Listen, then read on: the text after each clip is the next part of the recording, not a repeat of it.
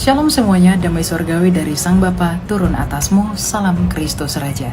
Dalam video ini saya akan menjawab beberapa tuduhan liar yang menyatakan bahwa perjanjian lama orang Kristen tidak sama dengan tanah Yahudi hanya karena asumsi bahwa naskah Septuaginta yang menjadi dasar penerjemahan perjanjian lama orang Kristen sudah direvisi oleh bapak-bapak gereja. Benarkah demikian? Mari kita bahas. Dan seperti biasanya, tuduhan yang dilontarkan hanya berdasarkan asumsi semata, di mana hal ini dibuktikan dengan tidak adanya data yang disajikan untuk mendukung asumsi tersebut. Dan tentu saja tuduhan liar tersebut dituduhkan oleh karena ketidaktahuan mengenai fase redaksi naskah Septuaginta. Fase pertama yaitu Torah in Greek pada tahun 285 sebelum Masehi.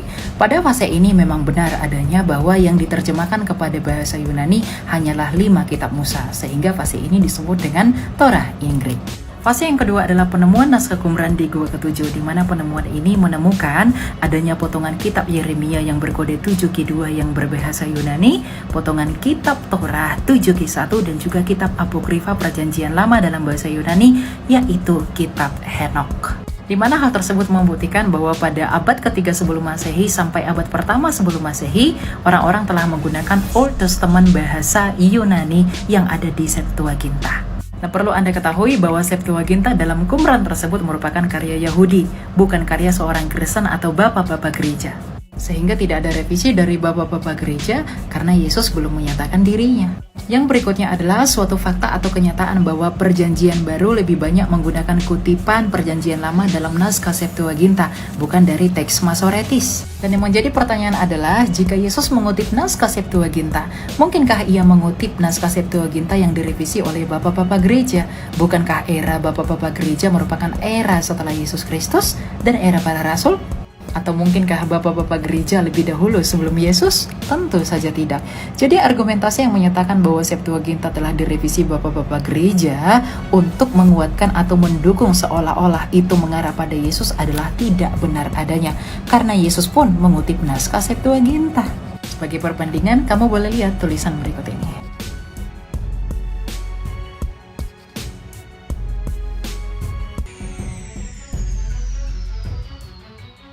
Fase terakhir redaksi Septuaginta adalah di masanya Bar Kokhba pada tahun 150 Masehi di Nahal Hefer. Era ini merupakan era setelah para rasul, di mana kitab-kitab kecil dan kitab-kitab besar Yahudi ditemukan di Nahal Hefer dalam berbahasa Yunani. Sehingga dengan demikian naskah Septuaginta telah lengkap dan juga komplit. Sehingga dengan demikian, asumsi yang menyatakan bahwa naskah Septuaginta direvisi oleh bapak-bapak gereja sama sekali tidak berdasar dan tidak bertanggung jawab. Karena penerjemahan atau juga fase redaksi dari naskah Septuaginta sendiri semuanya murni karya orang Yahudi, bukan kekristenan.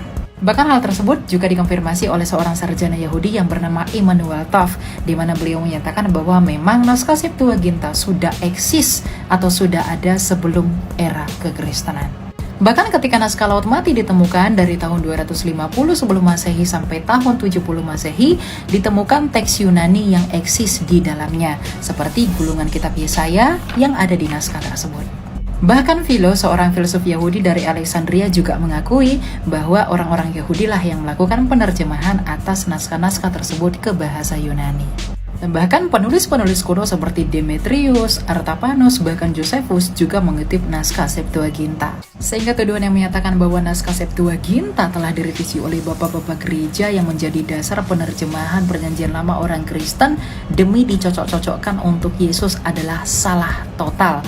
Tuduhan tersebut merupakan tuduhan yang tidak bertanggung jawab karena bagaimanapun juga naskah Septuaginta telah rampung dengan dimulainya era Bapak Gereja, yaitu pasca para rasul.